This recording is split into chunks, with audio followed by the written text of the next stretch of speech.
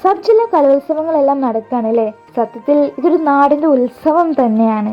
കുട്ടികളെല്ലാവരും വളരെയധികം ആരവത്തിലാണ്. കുട്ടികൾ മാത്രമല്ല കേട്ടോ, പാരൻസും ടീച്ചേഴ്സും എല്ലാവരും വളരെയധികം സന്തോഷത്തിലാണ്. ഫൈനൽ പ്രാക്ടീസിലാണ് കേട്ടോ.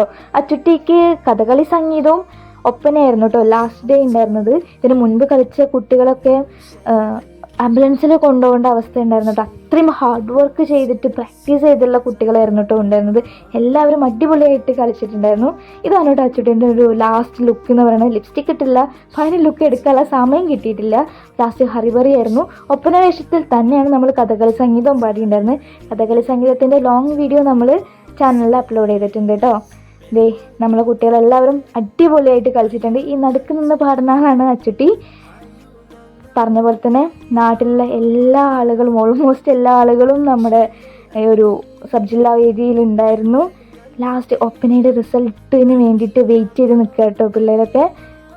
ദേ റിസൾട്ട് പറഞ്ഞു. നമുക്ക് ഫസ്റ്റ് വിത്ത് എ ഗ്രേഡ് ഉണ്ട്. ജില്ലയിലേക്ക് പോകാനുള്ള അവസരം കിട്ടിയിട്ടുണ്ട്.